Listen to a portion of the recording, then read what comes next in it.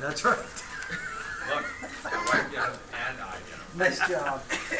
So there's differences, you understand. Perfect. Hers are much better. My wife and I never have differences. Hers are much better. Ah! Oh, I missed that. Yeah, that was good. He's got practice more than I. Yeah, okay. All right, fine then. We're going to do the while reading Esther list all that you may think have been, all that you think may have been providential. We'll save that for later. Chapter 1, when? And when was he king? Gary, go ahead. Where are we? Let's see. Third year of the reign of Ahasuerus. Okay, yeah. And I said, note his wealth with Daniel 11:2. Anybody want to, did anybody say anything? Rich. Rich, there you go. What? That's tremendous. Tremendous. Yeah, so let's take a look at chapter 1, verse 1. It took place in the days of Ahasuerus, the Ahasuerus who reigned over India to Ethiopia, over 127 provinces. In those days, King Ahasuerus, or your version may say Xerxes, because that's what that's his other name, in those days King Ahasuerus sat on his royal throne, which was at the citadel in Susa. In the third year of his reign, that would be somewhere around 482 BC, he gave a banquet for all his princes and attendants, the armies, officers of Persia and Media, the nobles, the princes of his provinces being in his presence. And he displayed the riches of his royal glory and the splendor of his great majesty. And now we read of kings doing this kind of thing all the time. But what comes next is a little strange. For 180 days, I don't know what all that means, but it's big, it's exorbitant. He's saying, look at me, look at all that I have. When these days were completed, the king gave a banquet lasting 7 days. So there's a part. This is the after hours party going on. A banquet lasting 7 days for all the people who were present at the citadel in Susa, from the greatest to the least, in the court of the garden of the king's palace. There were hangings. Now he'll go in to list all the wonderful things. Now this is an inspired author, but the point of this whole banquet for 187 days is to say, ooh, look at the king. And so here's more of it. Fine white, violet linen, held by cords of fine purple linen, on silver rings and marble columns, the couches of gold and silver on a mosaic pavement of porphyry, marble, mother of pearl, and precious stones. Drinks were served in golden vessels of various kinds, and the royal wine was plentiful according to the king's bounty. The drinking was done according to the law. There was no compulsion, for so the king had given orders to each official of his household that he should do according to the desires of each person. And while he's having a banquet, Queen Vashti is also giving a banquet for the women in the palace which belonged to King Ahasuerus. That text alone says, wow, look at everything he has. Now Daniel, so you put your marker here in Isaiah, or Esther. Daniel chapter 11, in the first year of Darius the Mede. Now, look at our wonderful, wonderful chart. Everybody say wonderful? Wonderful. Good. All right. Here's Darius the Great. Okay, that's the first Persian king. Darius is more of it. Darius the Mede that we just read is this guy right here, and he's actually second in charge. Darius the Great is great. Darius the king is just Darius the Mede. Okay, so we're reading, what I just read is this guy up here. Actually, this is spoken, or this revelation right here in chapter 11 is given in the third year of Cyrus. That's chapter 10, verse 1. So in the third year of Cyrus, so look at Cyrus up there. He says, I will tell you, in verse 2, the truth. Behold, 3 more kings are going to arise in Persia. So we're in Cyrus. Count them, 1, 2, 3. That's Darius the Great. Okay? And then the 4th will reign. I should be down here. I don't know what's happened with my little thingy here. But here I am. Cyrus plus 3. 1, 2, 3. And then a 4th is Xerxes. So that's who we're talking about right here. Xerxes, the 4th will gain more riches than all of them. And as soon as he becomes strong through his riches, he will arise the whole empire against the realm of Greece. Okay, more of that latter part later, but right now, this guy is rich. That's what he's known for. And what we see back in Esther chapter 1 is, yes, this rich king doing what rich kings do. All right, I'm kind of going to bounce in my questions now because I have a purpose. There is a master plan. Question 6. Describe the king's personality. Marcy, what did you put down for that one? A drunkard, unwise, gluttonous, and proud. Yes. Drunkard, unwise, gluttonous, and proud. And there's one more. There's one more. There's one more. My wife wrote down generous. Well, it's true. And he did. He For threw a 180 party for days. these guys. Why did I for 6 months? You know. Herodotus will talk about his magnanimity. Of course, he'll be the one saying it. This is Xerxes. We'll say it of himself. Yes, you're right. So that's not the one I was looking for. In verse 12 it says, the king became very angry and his wrath burned within him. That's the other one I'm looking for myself. Chapters 1 and 2. Who became queen and under what circumstances, George? Yes. Esther, Yeah. and I put down hostility. Under hostile circumstances? Yeah. Because of hostility. Yep. Good. Anybody else want to answer that? Under what circumstances? You choose your word. I'll choose mine. Good. Question 7, the second one. What couldn't any of the young women do? You got it? I put down say no. I mean, Yes. that's what I They couldn't say no. They couldn't choose. And they couldn't choose. Yeah, they couldn't choose. They couldn't go in unless they were called. Yes, good. They couldn't say no. Let's see, question 9. Chapter 3, what didn't Mordecai do? How often, seemingly, and what was his reason? Let's go back to Gary, I guess. What are we on? Question 9, the first one in question 9. What didn't Mordecai do? Yeah, obviously bow, pay homage to Haman. Yeah, how often did you? He never bowed to him. Yeah, yeah. I mean, that's what you were getting at. I mean, Did you have your hand up? No. Okay. And what was his reason? because he pays homage to God, Yeah. and no man. Okay. And then how did Haman react? Talk about an angry person. Yeah, rage and a plan, just a nice healthy plan of genocide, right? Okay. All right, so in chapter 1, it says, drinks were served in golden vessels of various kinds. And the royal wine was plentiful according to the king's bounty. Then, verse 8. The drinking was done according to the law. There was no compulsion, for so the king had given orders to each official of his household that he should do according to the desires of each person. That sounds a little strange. To them it was not. Okay? No, I want to go do this, I want to do that. Esther 1 verse 8. This is Xenophon, who, if you'll see up here, so Xenophon lives in 450 BC. He writes a book called Cyropedia. You know what the pedia is? Anybody? Not Wikipedia. Training. Training. Who do you think the Cyro is? Who do you think Cyro?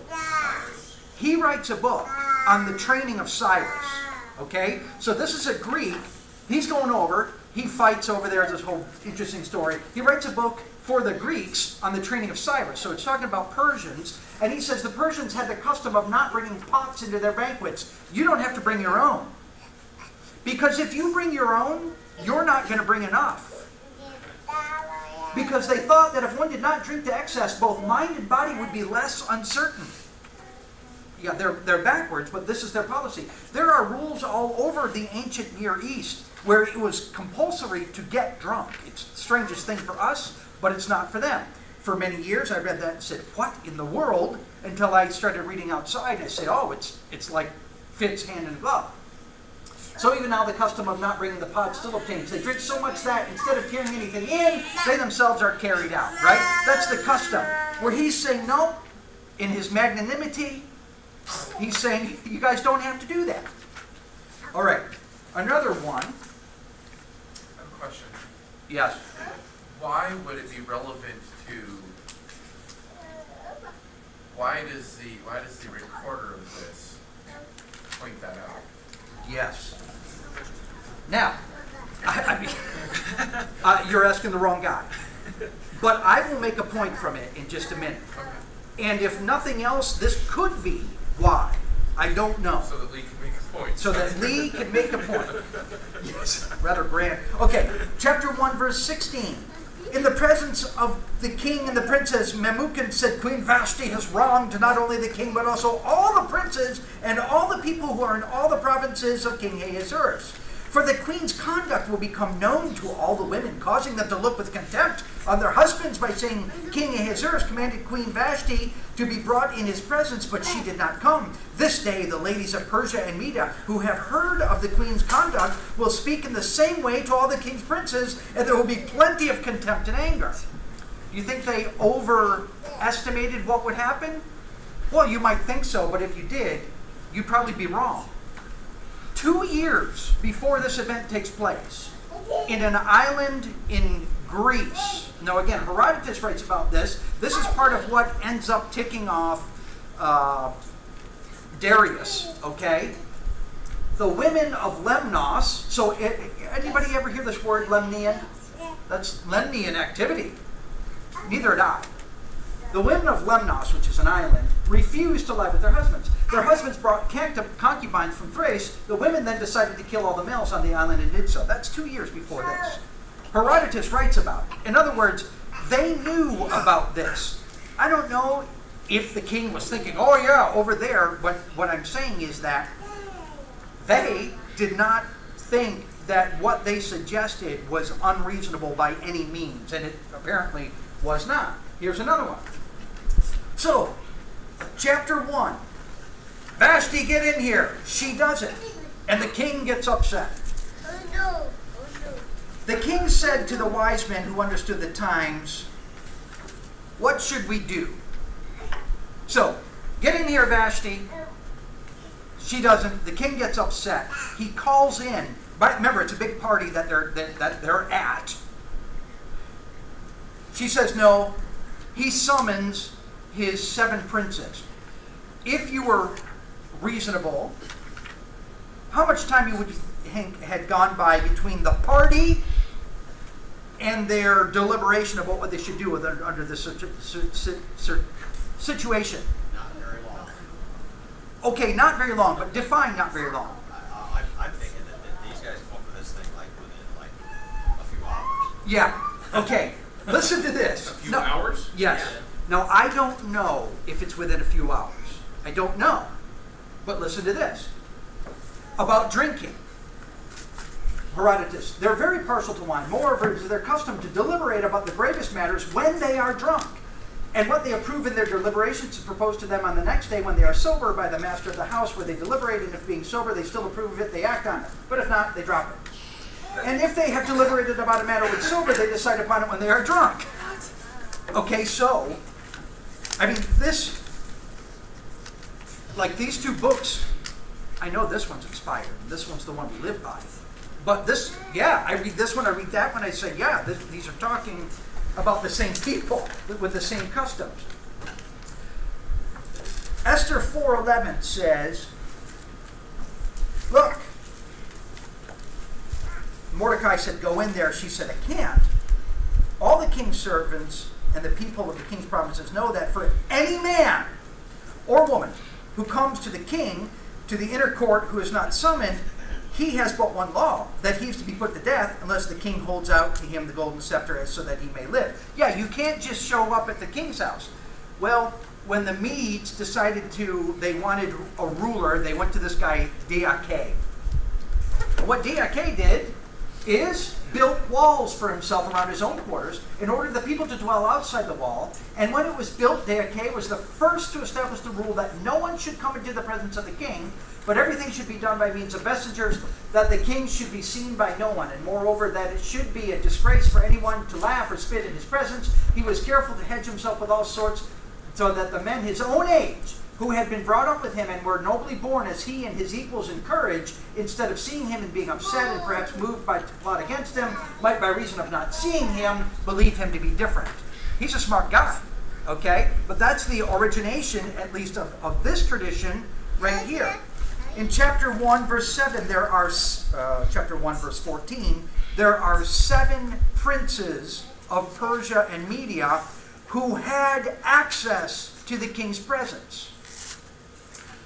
When Darius the Great assumed, because of a coup with 6 other guys, became king, when they had deposed Smerdis, so they killed the king, and now they're trying to remember, I hinted at this last week, they acted very quickly. So they kill the king, and then they sit around and say, well, who's going to be king now? And so they decide, okay, we'll choose one of us to be king. Look what happens. This dude spoke thus among them. He's one of the 7 fellow partisans. It is plain that one of us must be made king. I shall not compete with you. I desire neither to rule nor to be ruled. But if I waive my claim to be king, I make this condition, that neither I nor any of my descendants shall be subject to any one of you. To these terms the 6 others agreed. The rest of the 7 then considered what was the fairest way to make a king, and the first horse to snort in the morning, the owner of the horse is king, and of course Darius made his horse snort in the morning. But with the regard to all of them, they decreed that any one of the 7 should, if he wished, enter the king's palace unannounced, except when the king was sleeping. And that's what you have right here. You have, there are a certain group. Here the number is 7. They must have added 1 by the time they get here 100 years or 40 years later. But yes, we have these people that just march right in and say, here I am. Esther 2. I asked the question, what couldn't the young women do? And when you read it, they come in, they go, and then they come again when they're summoned, and then 12 months later it's time. Among the Persians, the wives go to their husbands in regular rotation. It's not exactly the same thing, but the principle is the same, this odd, bizarre arrangement they have. Esther 3. Okay, so Esther 3. King Ahasuerus promotes Haman. Haman says, everybody bow down to me. Haman, and then there's Mordecai, the Jew, who, no, he's not going to bow down at all. When one man meets another on the road, it is easy to see if the two are equals. For if they are, they kiss each other on the lips without speaking. If the difference in rank is small, the cheek is kissed. If it is great, the humbler bows and does obeisance to the other. They honor most of all those who live nearest them. Next, those who are next nearest, and so going ever onward, they assign honor by this rule. Those who dwell farthest off, they should hold the least honorable of all. For they think that they themselves are in all regards by far the best of all men. These are the Persians. And that the rest may only have a proportionate claim to merit as to the degree of how close their nations are from Persia. Those who live farthest away have the least of all merit of all. Yeah, that plugs right in with what's going on here, especially the first part. Yeah, bow down to me. Do it now. No, I'm not going to.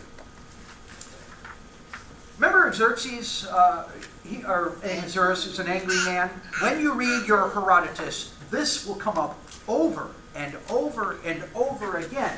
Xerxes was mightily angry. It was out of mere arrogance that Xerxes made him dig the channel. Xerxes was furious. Xerxes was violently angry. Xerxes was very angry. He was especially angry. In the bitterest of his heart, he bade his servants to cut the other people's heads off. One time, when he goes to attack Thermopylae, this king, Esther's husband, you be great. Esther's husband. He's going to cross the Hellespont, which is a little river that separates Asia from Europe. But he's got to build a bridge, and so he builds a movable bridge. And then there's a storm, and it wipes out the bridge. What do you think this guy does? He was furious and bade his men lay 300 lashes on the Hellespont, on a river. He whipped go whip the river 300 times. And lower into the sea a yoke of fetters. Indeed, I have heard that he sent also branders to brand the Hellespont. He told those who laid on the lashes to say these words of violent arrogance, Herodotus says, worthy of a barbarian. You bitter water, our master lays this punishment upon you because you have wronged him.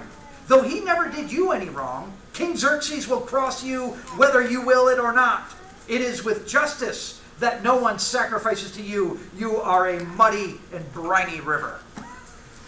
Oh, and by the way, then he chops off the heads of the people who built. So, by the way, who had to go into this guy? So when she says, I'm scared, which that's not what she says, but that's what she is. Yeah, I would be, every single person in here would be too. By the way, one last thing. Herodotus writing, these are the Persians who are speaking here. Against what God have we sinned?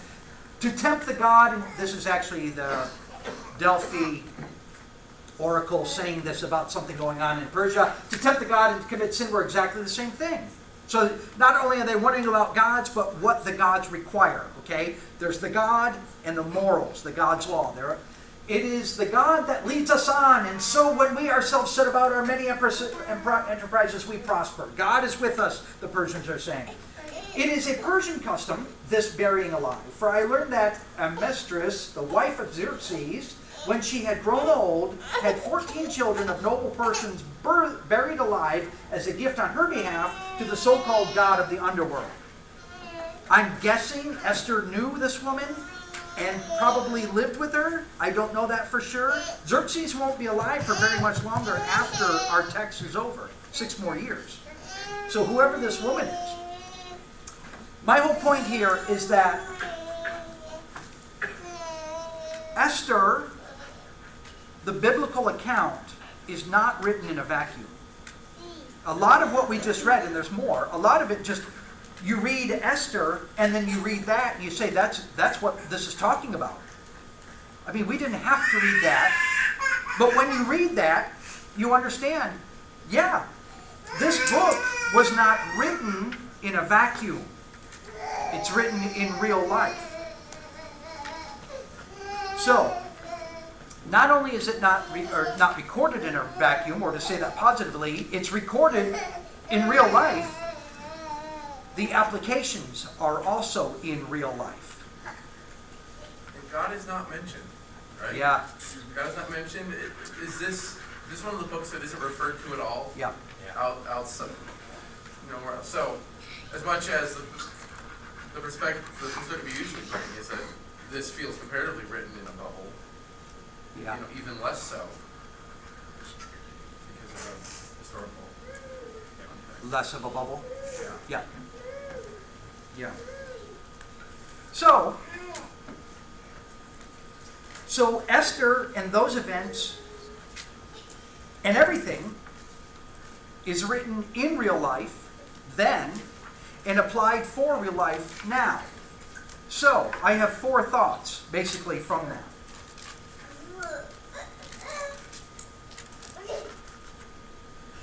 When Mordecai says to her, go in, and she says no, there's unbelievable fear there. When God says go to church, and you've got to go into your boss and say, boss, I need the day off for church, there's going to be fear there. But like Mordecai said, do not imagine. Whatever you're imagining, don't imagine it. Stop thinking that. Put your faith in God and go in and ask the question. somebody starts speaking non-truth among us, somebody's got to stand up and say, in love, that's not right. Now, that's not always easy, is it? When somebody that we love, we get along with, they're our friends, they start saying something wrong, and the temptation is to, do that. But we can't. Because guess what? God's church, don't be fooled, God's church will march along. This congregation might not, but his church will. So either you're going to fight for it or you're not. Don't be fooled. God's church will march along. When there's an opportunity to spread the gospel, or what I mean by that is you're out, you're in the grocery store, and up comes that little tiny opportunity. And I fail as much, if not more, than the rest of us. But the idea is, look, the book was written to be applied in life. And the last one, help the needy. Yeah, look, I've got all this, and there's somebody needy over there. Well, God said, go help the needy. And God's church is going to continue on. You better be helping the needy person as we have the opportunity. We could go on with 1,000 applications. Comments or questions? Okay. Back in chapter 1, Esther chapter 1,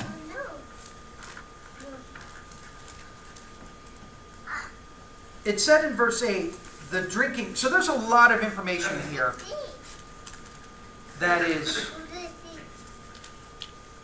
well written and informative, but some of it a lot of it is just getting up to Vashti leaves and Queen Esther takes over.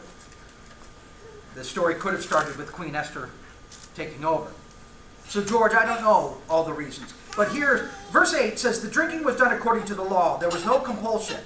Yes, because sometimes they did compel them. Could you believe that? A government compelling its citizens to do something that's a sin? I mean, really? Did the Roman government ever compel it? Yeah. How about right now, the Chinese government? Actually, I think they might be changing this policy of limited childbirth.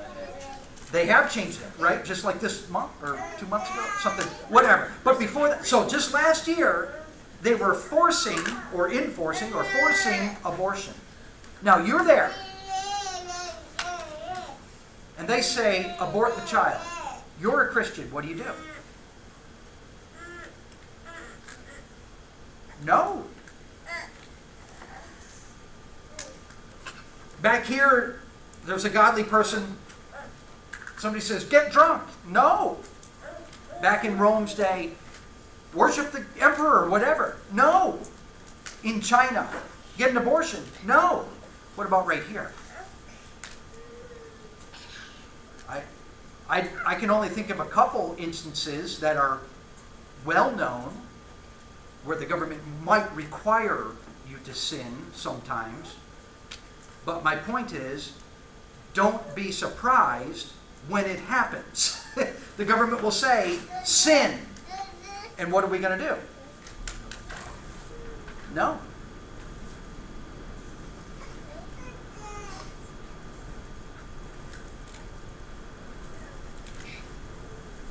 In verse 12, it said, Queen Vashti refused to come at the king's command.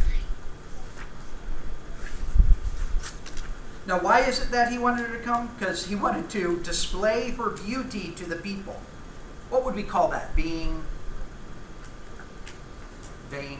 Yeah, I don't know exactly what he had in mind there, but... Yeah. She said no. Go ahead. Does drinking ever... Is it ever a good thing? Did anything good come of it? Is any good come of this? Right. You've been drinking for, I don't know how long you're drinking. How much you're drinking? A lot. Yeah. Is there good coming here? You mean now you're talking about Queen Yeah, the calling? whole thing. The whole thing. Yeah. Both sides. Yeah, this is nuts. Yeah. But this is the world. Yeah, that's right. This is the world, right? And right now it's easy for us to look at that and say this is nuts.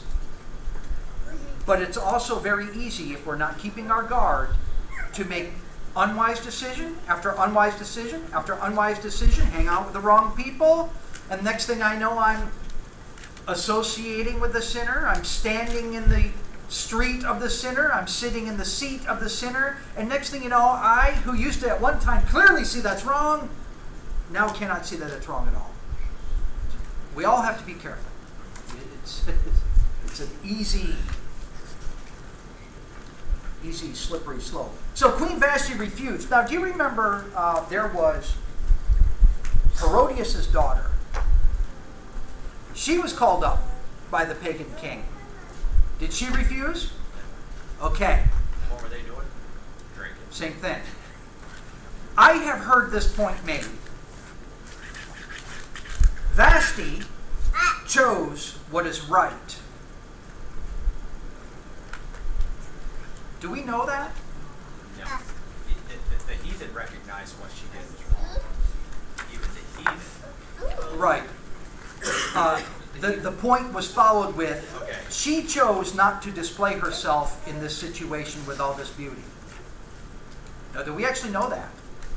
We don't know why she didn't. The ending. So what? She might have been ugly? That's why they wouldn't see her after they've been drinking all day. Sure. Wow.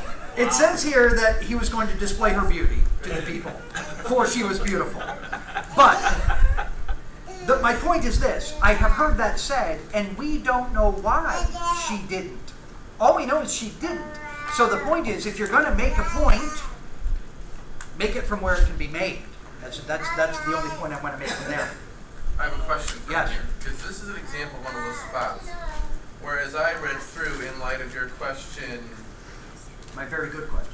what was providential, Yeah? there are a couple times where people are making really bad decisions for very poor reasons. The king getting Like drunk. killing Jesus? That's a pretty big decision. Yeah, and that's providential, your point. Right. So Okay, God can use so this. So Vashti stubbornly rebelling against her husband, regardless of the reason, could have been providential. Yeah. Yeah. Does it open the door for Esther? Right. Right, and I wrote it down because Yeah. at some point I was like, okay, everything here could be providential. Yeah. Everything Yeah. could. Right. Good. Hold that thought. Yeah, sorry. No. That's a good thought. Just hold it. Verse 17, the queen's conduct will become known to all the women, causing them to look with contempt on their husbands, saying, King Ahasuerus commanded the queen Vashti to be brought into presence. Now, and you know the story. All of a sudden, all the women in the land look at her and start imitating her. Is that possible? Yes. Very much. Very much. The point is, that's because this is in human beings. This is in human beings. Two, we'll say a combination of things. Want to reject authority and are just waiting for somebody else to do it. And so you got a group of people, say a local church,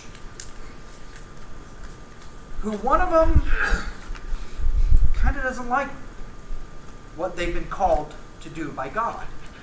And they're looking around, and all they got to do is find one other person doing what they've been looking for. And wham, next thing you know, they're doing it too. And the other person might have been doing it for a completely different reason. It might not even, that person might have been okay for them, but that example led this other one to do the exact same thing for the wrong reason. My point is, we have it in us, if we're not fighting against it, to want to rebel and look for somebody else that will give me, that I can be buddies with. My point to the congregation is, this argues for maintaining a high standard and saying, look, your actions, my actions right now, although they themselves aren't actually bad, they very easily can lead to bad.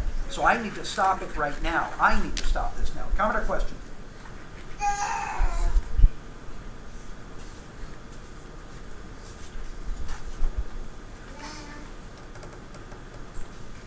Where am I? Yeah, okay.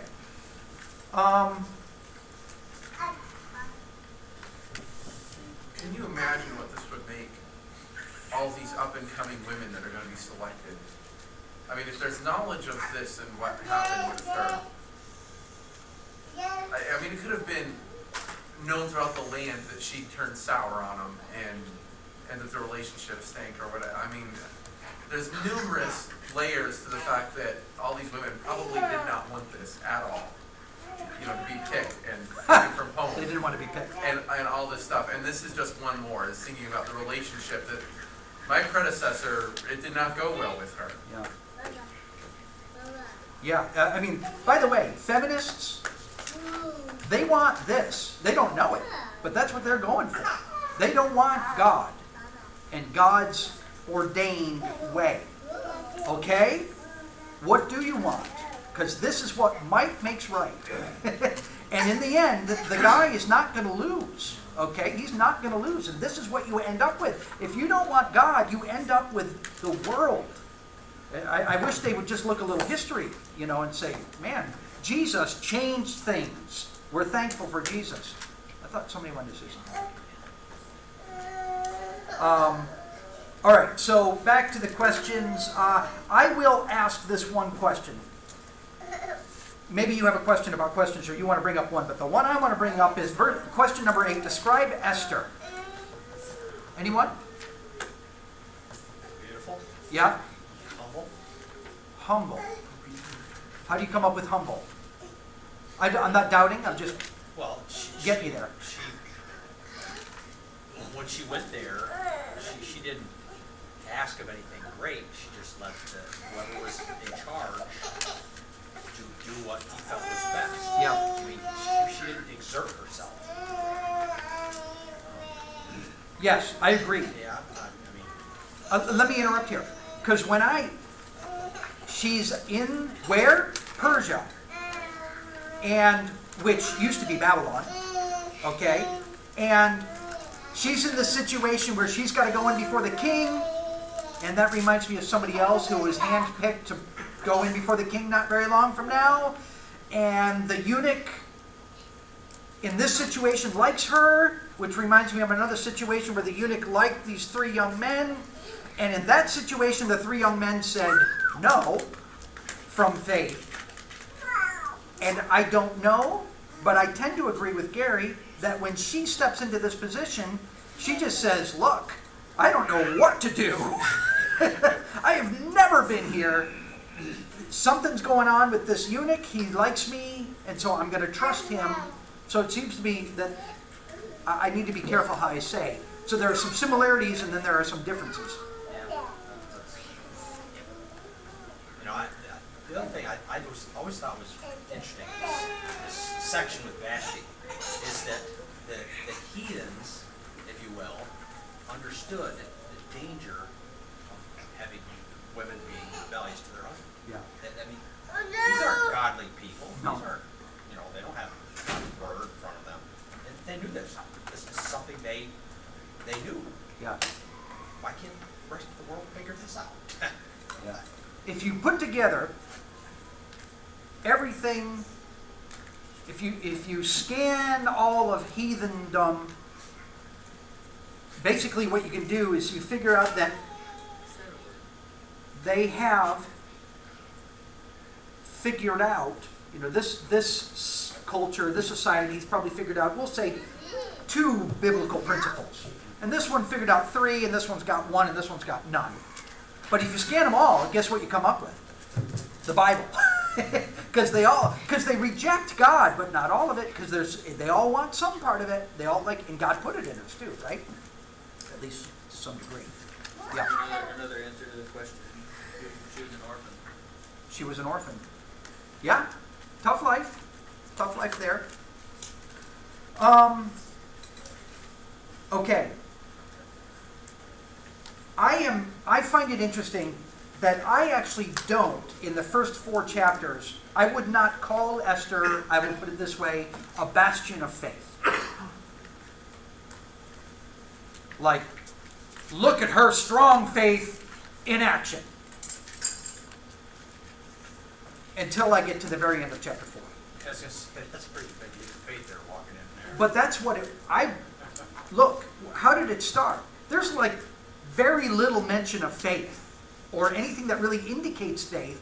We're dancing around maybe she was faithful when she was interacting with the eunuch. But couldn't you grasp some of her faithfulness from her interaction with Mordecai? Sure, but it's not implied I understand, necessarily. but she was basically raised by Mordecai and listened to Mordecai. Except for when Mordecai said go in. Yeah, I know, but I mean, when Mordecai told her, don't reveal who you are, listen, she listened to it. So you. Yeah, let me rephrase. When it was easy, she listened. Okay. Okay, now I'm not saying her life was easy. Yeah. And I don't want to read too much into it, but we don't have any indication of, man, look at her faith in action. In fact, the first time it's really challenged, she says no. But then what does she do? And that is incredibly amazing. 'Cause no matter what she was before, even if she was faithful, then then the point just extends further back than I'm making it extend. If she wasn't this bastion, this wonderful thing of incredible strength before then, in the end, what she says is, look, basically what she says is, if I die, I die, which is known as what? What is that? Resignation. Yes, Martyr. selflessness. That's selfless. That is, she changed. Even if she didn't change overall, she changed in chapter 4, she changed. She went from, no, Mordecai, I'm scared, to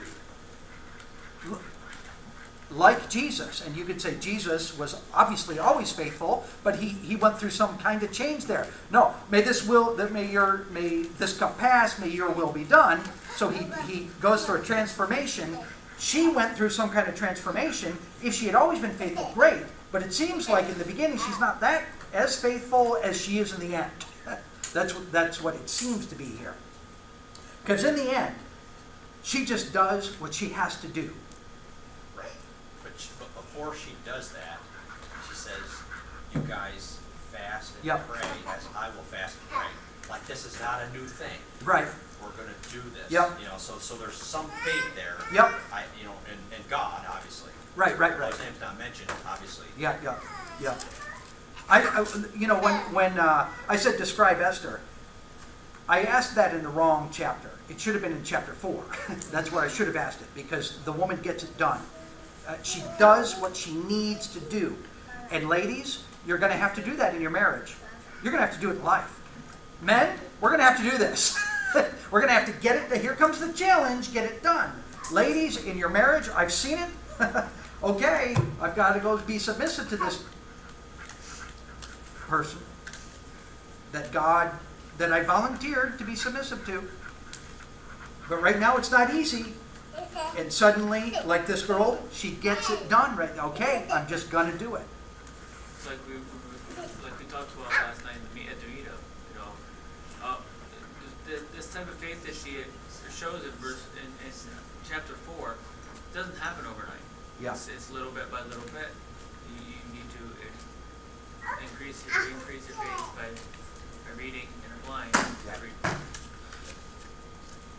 I don't know how many times she's been challenged before, but this time she nailed it.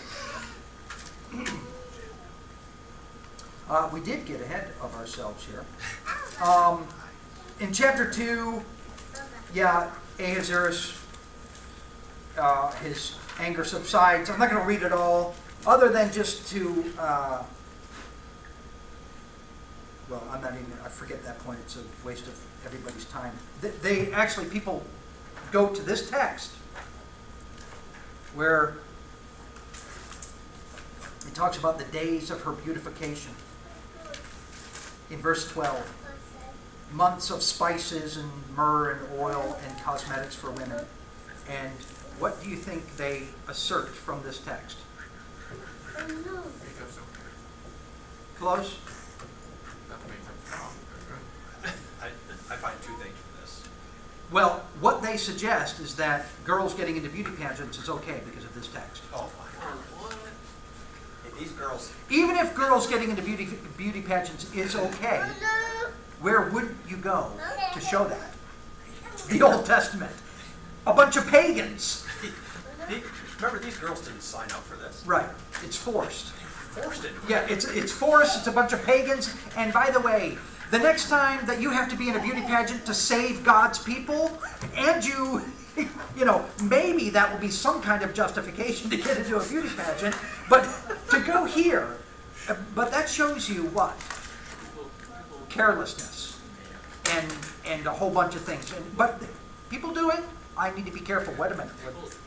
people look at people can go to the Bible with a certain, looking for a certain thing and basically come up with can prove from the Bible that anything is right if they go to the right passage. I mean, it's still not in the right way, but I read this morning, if you twist the scriptures enough, you can get it to confess anything.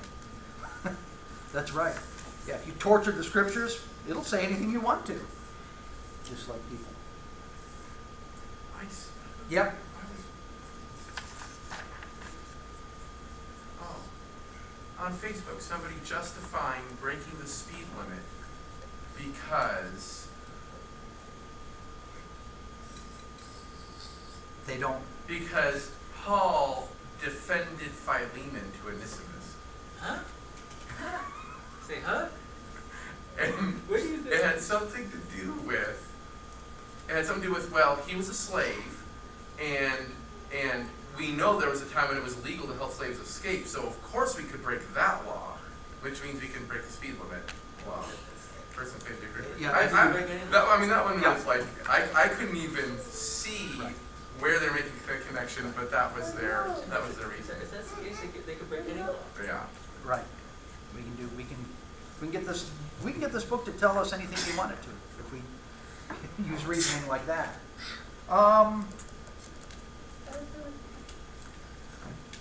I will skip down here to Haman's plot. I'm kind of done with chapter 2, other than talking about the providence of it, but we'll save that, okay? So I understand chapter 2's there, and some things happen. Of course, in verse 21, Mordecai revealing that. yeah, learns of, that's big. I have no specific point right now other than that's big for the story. Other than the fact that he learned of something that was wrong, and the right thing to do was to tell the king. Yeah. He did the right thing. Yeah, He didn't hold his eyes from it, which Right. he could have easily. yeah, Been none the wiser. Yeah. But he, what, the right thing to do was to tell. yeah. So he did. Was he liked for it? Probably not. Right.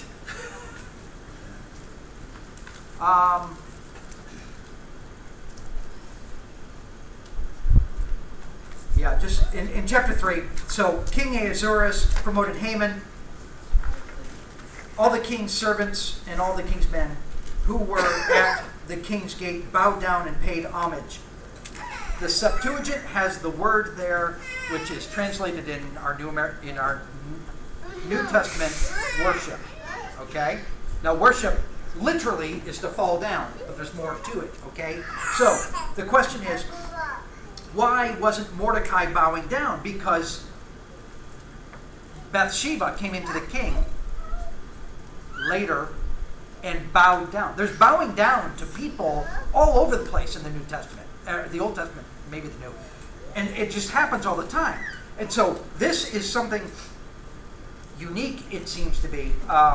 So when the when a bunch of Greeks show up before, who do you know? Xerxes. They say they came to the presence of the king. At first, the bodyguards were ordering them. So Greeks are standing before Xerxes, and Xerxes' bodyguards are ordering them, indeed forcing them to fall down to, here's our word. But they declared, even if thrown headlong, they would not do these things, for they said it was not the custom among their people and among the Greeks to worship a human creature. So, at the same time, a bunch of Greeks come and say, we're not going to worship you. So what was Mordecai not doing? Well, it's the same word. He's not worshiping. So, yeah, because you give to God worship. You don't give to mankind worship, right? It says that they bowed down. Verse 2, all the kings who were at the king's gate, all the servants who were at the king's gate, bowed down and paid homage. But Mordecai neither bowed down nor paid homage. Verse 4 said that they had spoken to him daily. The tense of the verbs in the Septuagint, I have no idea about Hebrew, but the Septuagint are ongoing. They were not bowing down. They were not paying homage daily. So this is going on and on. I don't know how long, but it's going on. And Mordecai keeps on saying no, and eventually he caved because of the pressure, didn't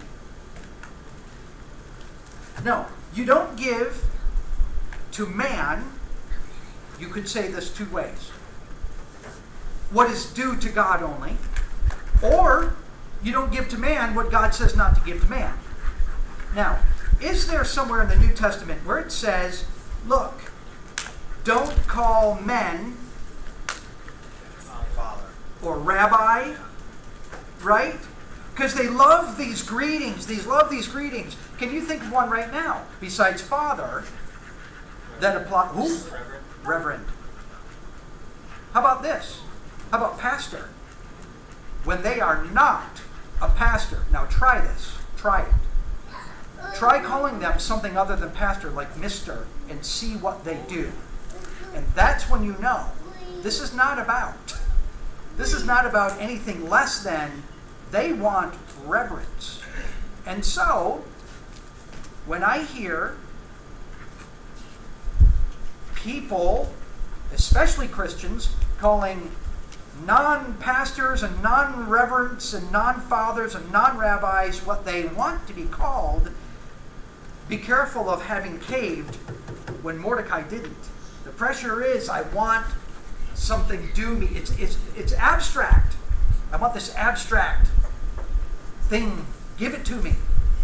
Well, people around here want it too. Don't cave. Point from him first, and then I'll be done. John. Well, you would think that Billy Graham's first name was the R word. Yeah. Yep. The way that and a couple of these other clowns that Yep. were named nameless. Yeah. Because you don't hear their name without that. Yep. So Yep. You were to say? Okay, I'm all done for now. Other than this one point. Gary. Just an interesting point. Haman is a descendant of Amalekites. That may I humbly suggest, you cannot actually prove that. There are Agags. I know there are Agagites here and Agagites there, but But to it's a make very good possibility. it is a very good Okay, let's go with possibility. that. I like that it's a very good possibility. Yes. Yeah, I've heard that. I've dug into it, and the thing is that when non-Christian smart people are also saying, well, that's not actually provable, then you know. Well, no.